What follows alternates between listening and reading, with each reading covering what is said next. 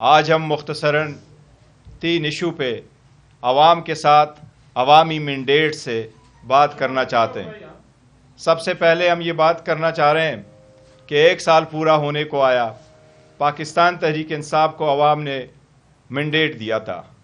National assembly میں پہلی مرتبہ ہمارے پاس 180 سیٹیں آئی تھیں۔ پنجاب میں ہم میجارٹی میں تھے اور کے پی میں ہمارے پاس 2/3 میجارٹی تھی۔ اوور نائٹ یہ ساری میجارٹی ختم کر کے فارم 47 کی حکومت کے لیے راستہ ہموار کر دیا گیا تھا۔ اس پاکستان میں تو کیا انٹرنیشنلی بھی اگر کوئی ویلاگر ہے، یوٹیوبر ہے، سوشل میڈیا انفلوئنسر ہے، پرنٹ یا الیکٹرانک میڈیا ہے، یا کوئی بھی ایون اکیڈمی میں بھی کسی کو پڑھانے والا ہے، وہ ایک چیز ضرور جانتا ہے کہ پاکستان میں 2024 کے الیکشن کے رزلٹ اوور نائٹ چینج ہو گئے تھے۔ ہم نے کئی مرتبہ کہا بھی، احتجاج بھی کیا، جلسے جلوس بھی کیے، ہم نے پٹیشنیں بھی فائل کی، ہم نے درخواست کی، مطالبات بھی رکھے کہ کوئی کمیشن ہو، اس بات کا تعین ہو کہ عوام کا مینڈیٹ کا احترام ہو، کبھی ووٹ چوری نہ ہو، جس کے حق میں ووٹ ڈالا گیا ہو اس کے حق میں ووٹ کاؤنٹ کیا جائے۔ نہ کمیشن بنا، نہ حکومت نے اس پہ غور کیا، نہ عدلیہ نے اس کا نوٹس لیا، نہ الیکشن کمیشن جو اس سب کام میں ملوث تھا اور برابر کا شریک تھا۔ ہمارا مینڈیٹ کا تحفظ کرنا الیکشن کمیشن کی آئینی ذمہ داری تھی، وہ آئینی ذمہ داری میں ناکام ہو گیا تھا۔ جو ہم نے پٹیشنیں فائل کی تھی، 74 پٹیشنیں فائل کی تھیں، اس 74 پٹیشنیں میں آج تک نہ کوئی فیصلہ ہوا، نہ اس میں میرٹ پہ کوئی بھی کیس آگے بڑھ سکا۔ یہ اس پہ ریلیٹڈ جو ادارے، جو تنظیمیں ہیں، جو مفصل قسم کی رپورٹیں ہیں، ان میں سے ایک پٹن کی رپورٹ بھی ہے۔ انشاءاللہ آج سلمان راجہ صاحب اس رپورٹ کا بھی آپ کو تفصیل سے ذکر کریں گے۔ ہم آج بھی یہی مطالبہ کرتے ہیں کہ ہمارا مینڈیٹ ہم واپس لینے کا حق رکھتے ہیں۔ یہی آئینی طریقہ ہے، یہی جمہوریت ہے۔ جمہوریت کے لیے عوام کا مینڈیٹ اور ووٹ بنیاد ہے، اس کے بغیر جمہوریت نہ ہے نہ مضبوط ہے۔ اس کے ساتھ ساتھ ایک اور ذکر کرنا چاہیں گے، اور وہ ہے کہ جس جعلی مینڈیٹ کے ساتھ بنی ہوئی حکومت نے 26ویں ترمیم جو پاس کروائی تھی اور جس انداز سے پاس کروائی تھی، اس کے نتیجے میں بلوچستان ہائی کورٹ میں 3 ججز کا تعیناتی ہوئی، اسلام آباد میں 2 ججز کی، پشاور میں 10 ججز کی، لاہور ہائی کورٹ میں 9 ججز کی اور سندھ ہائی کورٹ میں 12 ججز کی تعیناتی ہوئی۔ یہ تقریباً 46 ججز کی تعیناتی ہوئی ہے۔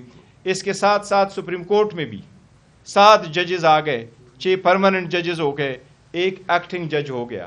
لیکن سپریم کورٹ میں ہماری اور سول سوسائٹی کی اور بار ایسوسیشنز کی کنسٹیٹیوشنل پٹیشن پینڈنگ ہے، اور وہ پہلے دن ہم نے ٹیک اپ کر لی تھی یہ پوائنٹ جوڈیشل کمیشن کے سامنے کہ جب تک 26ویں آئینی ترمیم کا فیصلہ نہ ہوا ہو باعث عدالت سپریم کورٹ، تب تک ججز کی تعیناتی نہ ہو۔ لیکن چونکہ ہمارے پاس میجارٹی نہیں ہے، ووٹ کے ذریعے سے کمیشن آگے بڑھا اور تعیناتی ہوئی۔ ابھی بھی پاکستان تحریک انصاف کا اصولی موقف یہی ہے کہ وہ 26ویں ترمیم جلد سے جلد ہیئرنگ کے لیے فکس ہو، اور وہ پری 26ویں ترمیم کے جو سپریم کورٹ کے ججز ہو، وہ جج صاحبان سارے کے سارے بیٹھے اور وہ ان پہ فیصلہ کرے۔ پاکستان تحریک انصاف کا اصولی موقف یہی ہے کہ 26ویں ترمیم کا فیصلہ سپریم کورٹ کے وہ محترم جج صاحبان کرے جو 26ویں ترمیم سے پہلے تعینات تھے، تاکہ یہ خدشہ نہ ہو کہ باعث ہو اور وہ جج جو اس کی بینیفیشری ہے وہ خود اپنے کاز میں جج نہ بنے۔ اس کے ساتھ ہم نے یہ بھی کہا کہ مذاکرات ہو۔ خان صاحب نے مذاکرات کے لیے کمیٹی بنائی اور ہم آگے بڑھنا چاہ رہے تھے کہ سیاسی حل، مسائل کا سیاسی حل ڈھونڈا جائے، لیکن مذاکرات آگے نہیں بڑھ سکے۔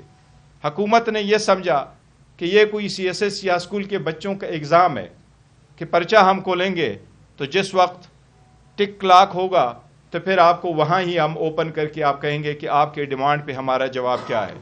اس لیے حکومت نے ہی راہ فرار اختیار کی اور ایک اچھا موقع ضائع ہو گیا۔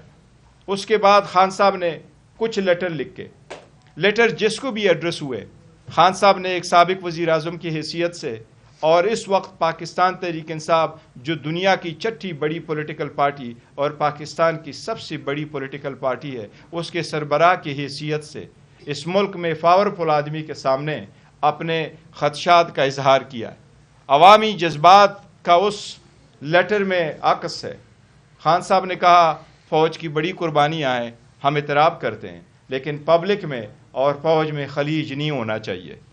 خان صاحب نے ان کے کچھ وجوہات بیان کیے کہ کچھ ایسے اقدامات ہونے چاہیے جس سے خلیج کسی صورت پیدا نہ ہو، لیکن یہ ویری انفارچونیٹلی کہ اس لیٹروں کو ایک دوسرے کو پاس آن کیا جا رہا ہے اور اس پہ بھی خاطر خواہ کوئی کارروائی نہیں ہوئی۔ اس پہ ہم اسمبلی میں بھی بات کریں گے، سینٹ میں بھی بات کریں گے۔ جب سینٹ اور اسمبلی میں پوائنٹ مانتے ہیں یا پوائنٹ آف آرڈر ملتا نہیں، ملے تو میوٹ ہوتا ہے۔ اور اگر آپ اتنی بڑی پولیٹیکل پارٹی، ان کے ورکر، سپورٹر اور لوگوں کو آپ اتنا سپیس نہیں دیں گے تو یہ سپیس آپ کا کوئی اور لے جائے گا۔ یہ جمہوریت کے لیے اچھی بات نہیں ہے۔ اب وقت ہے کہ دانشمندانہ فیصلے کرے اور ملک کی بہتری کے لیے وہ فیصلے کرے جس میں سب کی فلاح ہو۔